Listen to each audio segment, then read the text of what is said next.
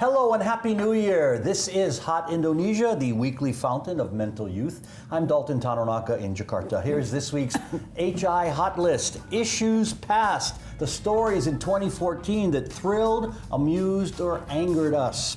Issues present, ongoing stories that need resolution. And issues future, things that we want to see happen in 2015. I am very fortunate to have two inspirational ladies beside me every week, and they're nice too. Rahayu Saraswati, Sarah is a first-year parliament member, first-year wife, and multi-year anti-human trafficking activist. Yes. And Yenny Wahid is director of the Wahid Institute, daughter of the fourth president of Indonesia, and champion of tolerance like her dad. Hot topic number one, issues past. 2014 may be a turning point year for Indonesia. The big story was the election of a former small-town mayor to the presidency. Joko Widodo may have been man of the year, but the woman of the year, in my opinion, may have been Florence Sihombing. The Gadjah Mada University law student was arrested for calling the central Java city of Yogyakarta stupid in a social media post.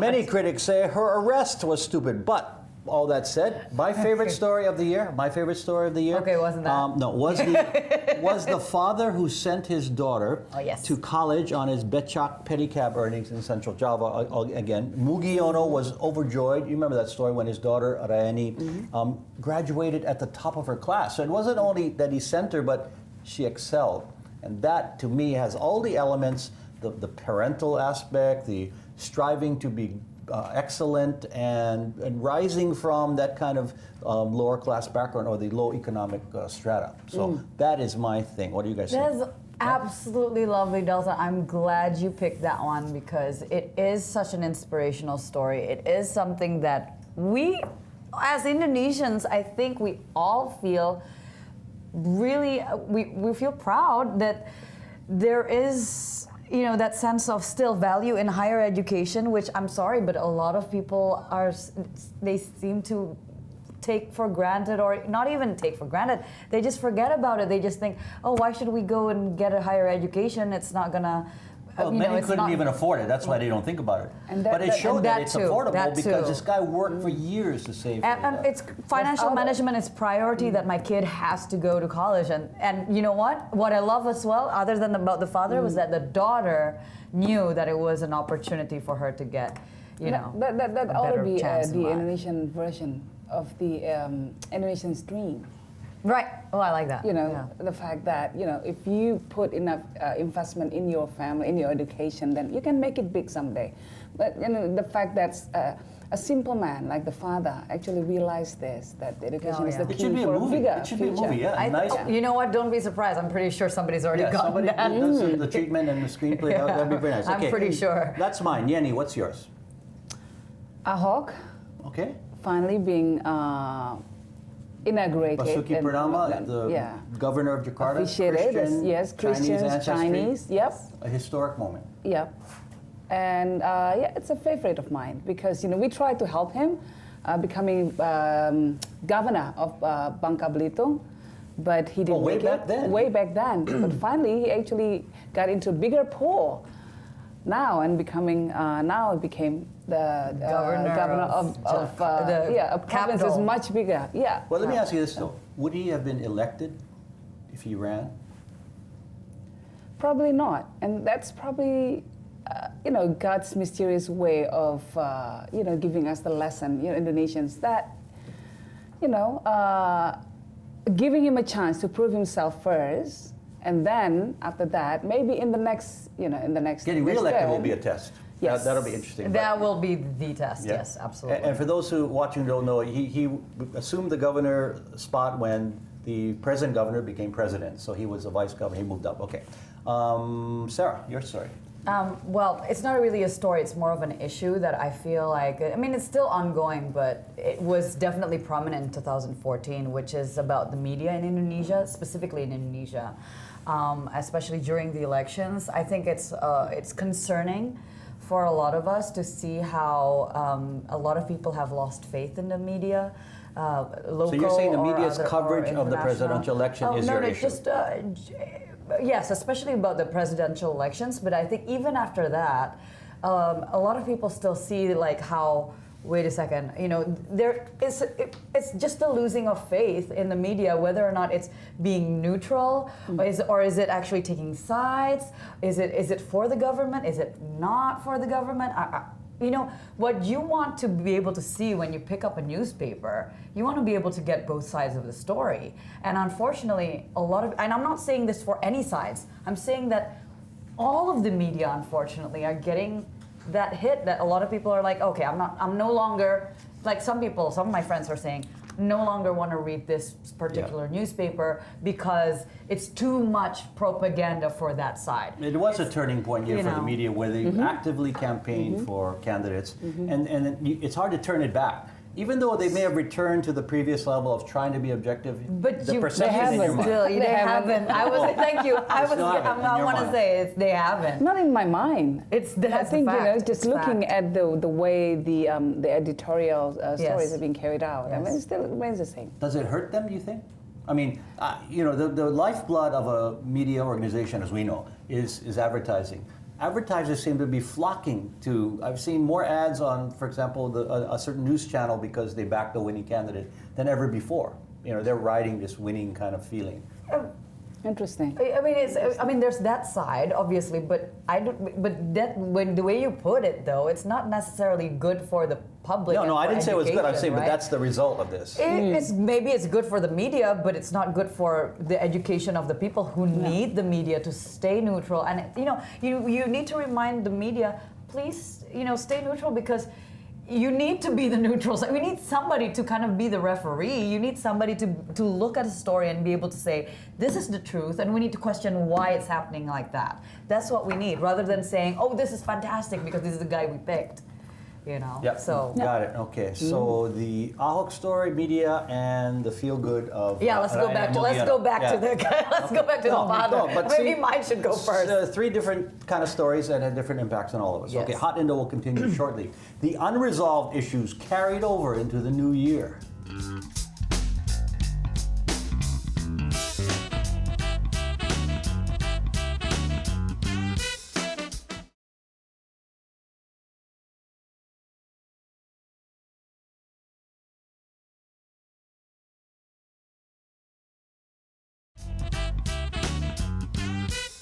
You're watching Hot Indonesia with Yenny, Sarah, and me. Here's hot topic number 2, issues present. The biggest unresolved case, to me, is the bailout of Century Bank back during the 2008 global financial crisis. Were laws broken in the nearly $600 million in government money given to the failing bank? And, of course, missing aircraft. First, the Malaysia Airlines jet in March, and this past week, an Air Asia plane on its way to Singapore. Okay, that being said, my biggest, since I've been here, unresolved issue is the murder of human rights activist Munir, killed by, as we all know, arsenic poisoning while on a flight to the Netherlands. 2004, the last president pledged to find the killers. That was one of his campaign pledges. Didn't happen. Only one person has ever served time for this, and that was the off-duty pilot. And he is getting off the... And he got out early. Yeah. But no one's found out why he gave the poison. No one's being held accountable for the bigger picture. Why not? My question, why not? Maybe because the fish that are involved in the whole game are too big for fishes. It gets a bit frustrating. The question is whether it was a state-sanctioned policy or not. Also, that's another case. Do you think it was a state-sanctioned? Do you think the government said somebody? I mean, you'd like to think it was rogue guys, if it was within government, who said, "I'm going to take care of this to help my boss or to help the country." In their mind, they thought they were helping the country. But it'd be very frightening to think that somebody up high ordered this to happen. I wouldn't be so surprised. Here in Indonesia, anyway. Well, I mean, it was during the time. I mean, Munir had always been a thorn in the government's flesh for years. So during the new order, he was already being very, being very active and very vocal about the military. He was antagonizing people. So probably he's on the list of people that needs to be taken care of. For some people, okay. For some people, Some people. So Let's get that straight, not the whole country. During those periods, there were so many issues that remains unsolved. Remains resolved. Not just Munir, but all the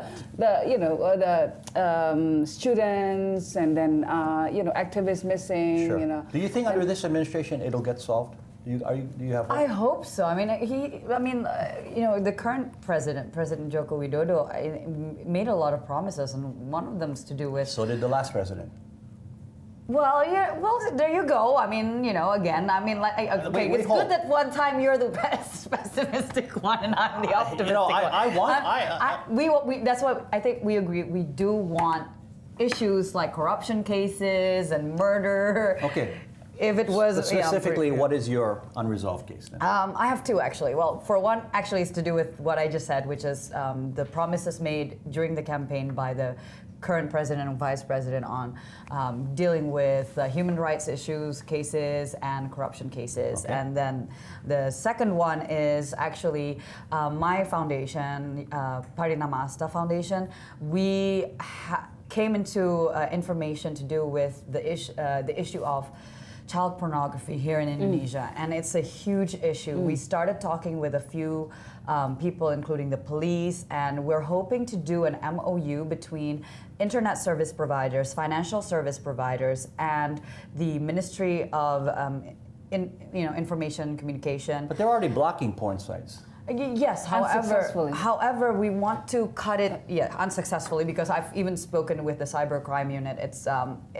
They're dealing with so many cases, like thousands and thousands of cases. But particularly child porn is very, very Here's the thing. Disturbing. In 2012, we had the information that basically Indonesia is now #1 in Asia for child pornography cases in one social media, at least one social media website that's like one of the biggest in the world, with 70,000 cases, 70,000 child abuse material being reported. And here's the thing, Bangladesh, #2, has 3,000. 70,000? 3,000. Yeah, and in a country supposedly guided by certain principles, it's shocking. We want to create a guideline, a blueprint, or even kind of like a safe line already that basically says we will catch you if you pay to watch child pornography the being customers produced. as well as the people, the producers. Okay, so Exactly. Child porn, Yenny, your unresolved issue. It's all the conflicts, with the elites, within the elites, and all levels. We've seen more and more of that. With the parliament members and all that. No, don't worry, I know. Yeah, and What do you mean the conflict between elites? The political struggles? the political conflicts between the parliament members, for example. We still have all these ongoing conflicts that's not yet resolved, and we've got a dual sort of factions within the parliament that has not been resolved. Which one is being sort of the representatives? Problems. Yes, leadership problems, and then conflicts between parties. You've seen all these Within big Golkar, parties, you got two Golkars, and PPPs, and But that's politics. yes. They'll always have that. Yes, but it has. I was going to say, it's not going to end. You're always anytime saying it soon. peaked in 2014. You're saying it was I the think worst so. ever? With all these, big parties like Golkar.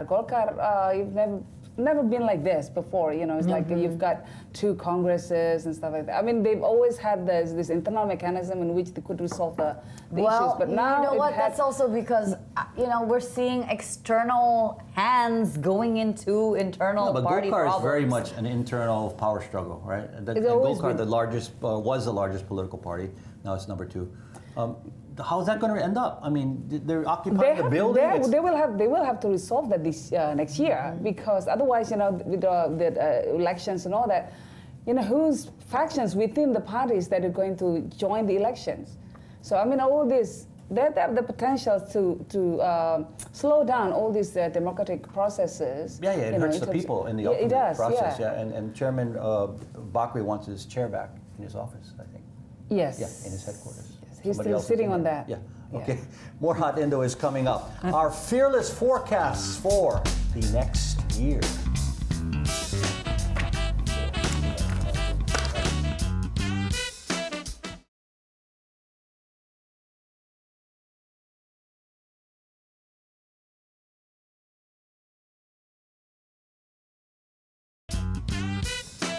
You're watching Hot Indonesia from Jakarta. Here's hot topic number 3, issues future. Predictions are being made that President Widodo will have a majority in parliament by year's end, getting parties to switch sides and getting the support he wants. The World Bank has revised Indonesia's 2015 economic growth forecast downward, but that's the serious stuff. My fearless forecast for this year is, that was what the other guy said, this is mine, and picture this, how great this is going to be. Nobel Peace Prize winners Aung San Suu Kyi and Malala Yousafzai will come to Indonesia to be the keynote speakers at a Women's Empowerment and Children's Rights Summit. Yeah, and it will take place in the fall in either Georgia Did you get or like Bali. inside information I know. I mean, from that's the no, minister not at or all. something? I would help put this on, but wouldn't that be great? I mean, you're 2 stars from the 2 different fields. Okay, so it's not really a prediction, it's more like a hope.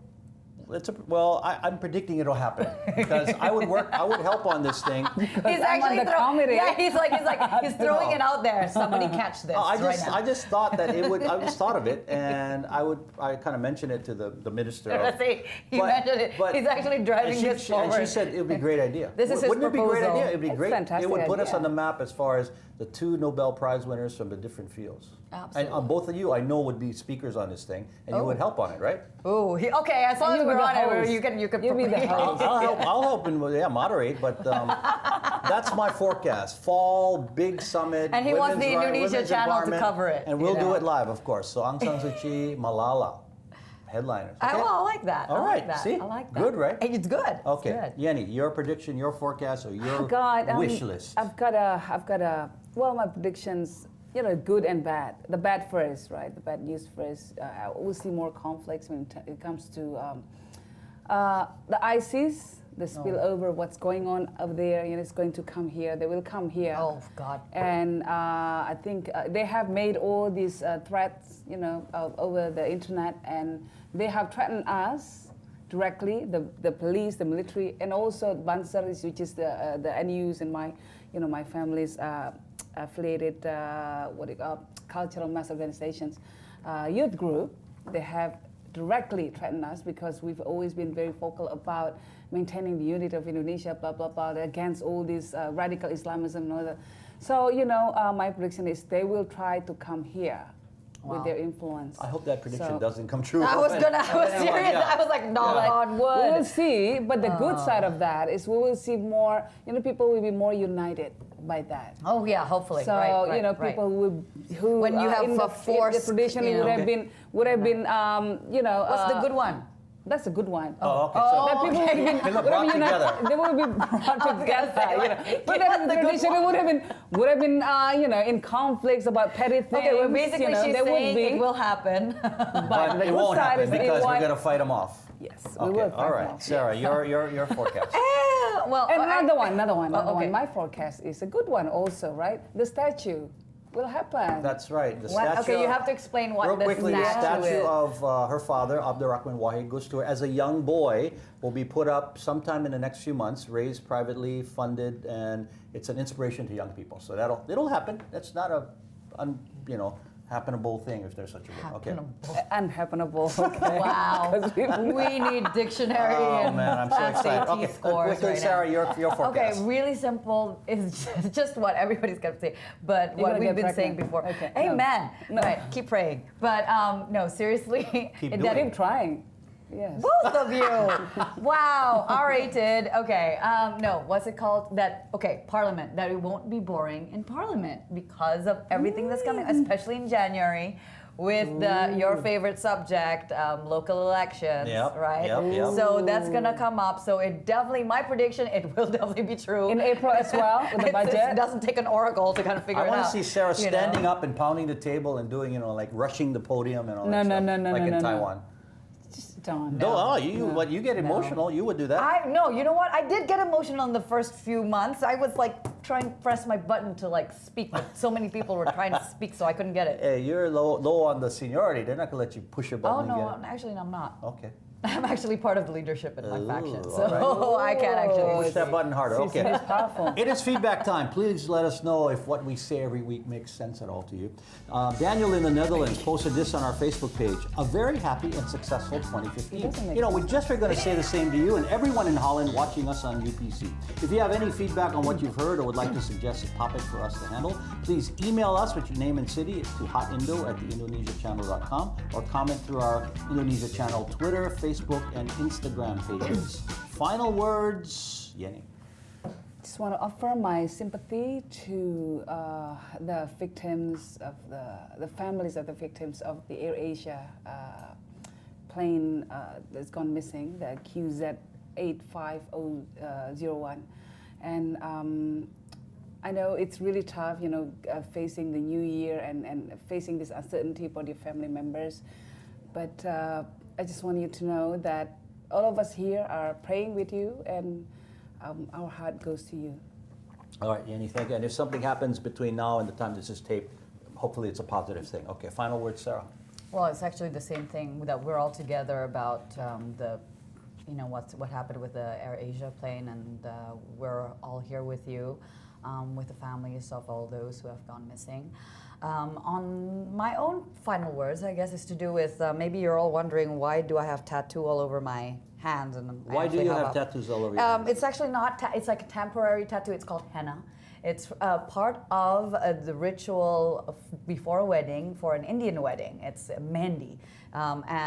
What's amazing, and the positive point here is that, you know, attending an Indonesian wedding, you know, an Indian wedding in Indonesia, it just reminds me about the diversity we have here. And you know what, how we should all be very proud about what we have here. And I think we, you know, for 2015, going up ahead, that we should keep up with the, you know, especially you said, you know, champion of tolerance. Yes. You know, we want to see more tolerance mind in the title Indonesia. queen as well. To go, the queen of tolerance, yes, the champion of tolerance. We want to see more tolerance in Indonesia to fight against, like, you know, ISIS or radicalism. And any kind of intolerance. Any kind and of that's a good look. intolerance. Keep those tattoos. My final words. Don't know. I helped celebrate Christmas in Papua at the first national observance outside of the capital. President Joko Widodo made very timely and important remarks, leaving Papuans with a feeling of inclusion. Now, he promised to return there in his speech a minimum of 3 times in 2015. I hope he keeps his promise, and so do all the great people I met while there. And that is our first Hot Indonesia of 2015. For Sarah and Yenny, I'm Dalton Tanonaka. See you again.